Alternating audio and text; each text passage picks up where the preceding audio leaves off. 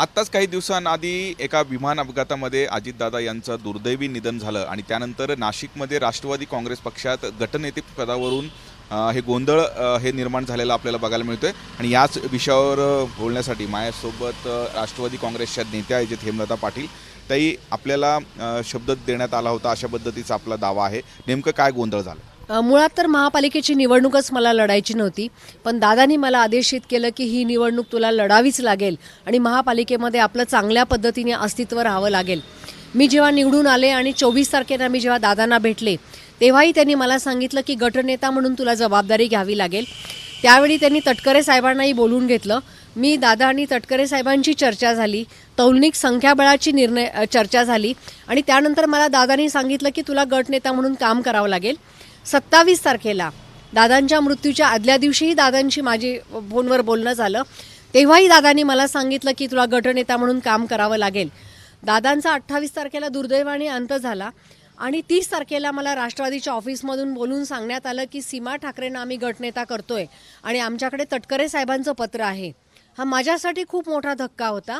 मी तटकरे साहेबांना रात्री फोन केला आणि तटकरे साहेबांना विचारलं की तुम्ही असं कुठलं पत्र दिलेलं आहे का?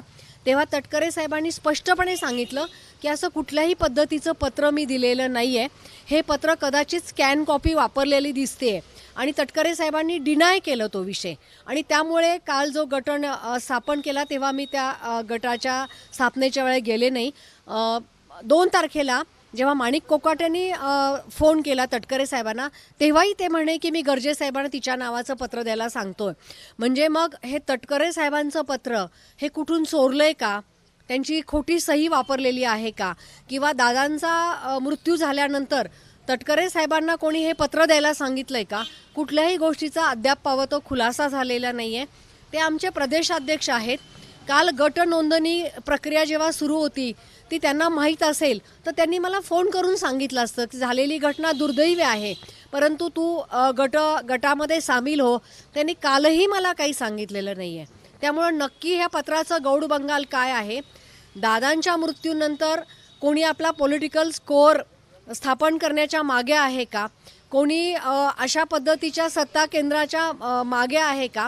आणि कोणी दादांच्या मृत्यूच्या मागून राजकारण खेळते का? कार्यकर्त्यांना एकाकी पाडण्याचा प्रयत्न आहे का? किंवा हा दादांच्या जवळचा, हा दादांच्या लांबचा आणि दादांसाठी जे मनापासून काम करणारे लोक होते त्यांना एकटं पाडण्याचा प्रयत्न आहे का? ह्या सगळ्या गोष्टींचा काही खुलासा होत नाही आहे। आत्ताच काही दिवसांआधी अत्यंत दुर्दैवी घटना घडली आणि त्यामध्ये अजितदादांचं दुःखद निधन झालं। संपूर्ण महाराष्ट्रामध्ये दुःखाचं वातावरण आहे। असं असताना गटनेते पदावरून राष्ट्रवादीमध्ये हे गोंधळ कितपत योग्य असं? अजून महाराष्ट्र काय कोणीच सावरलेलं नाही आहे। म्हणजे प्रत्येकाला आपल्या घरातली व्यक्ती गेल्याचं दुःख होते आणि असं असताना दादांना जाऊन अजून 2 दिवस पण झाले नाही तोपर्यंत गटनेते पदाची लगेच मीटिंग बोलवणं, मला तातडीने गटनेते पदाच्या ह्याच्यावरती सही करायला सांगणं, मला वाटते की याच्या मागे पूर्ण राजकारण आहे। दादा तर गेलेले आहेत, आता दादांपर्यंत कोणी विचारायला जाऊ शकत नाही। कुठलाही संवेदनशील व्यक्ती दादांचे फोन कॉलचं रेकॉर्डिंग ऐकवणार नाही। अशा वेळेला आपला राजकीय स्वार्थ प्राप्त करणं, आपली पोळी भाजून घेणं, याच्यासाठी हे सगळं गलिच्छ राजकारण। आता तुमची भूमिका काय असणार आहे? आपण राष्ट्रवादीमध्ये सामील होणार आहे गटामध्ये की नाही? मी तटकरे साहेबांच्या आदेशाची वाट बघते। तटकरे साहेबांनी मला स्पष्टीकरण केलं, खुलासा केला किंवा मला आदेश दिले तर त्यावर मी माझी भूमिका घेईन। तर अशा पद्धतीनं गटनेतेवरून नाशिकच्या राष्ट्रवादी यात काँग्रेसमध्ये हे गोंधळ निर्माण झालेला आहे। आता या सगळ्यानंतर पक्षाचे वरिष्ठ नेते काय भूमिका घेतात हे पाहणं महत्त्वाचं असणार आहे। किरण गोटूर, जय महाराष्ट्र न्यूज, नाशिक।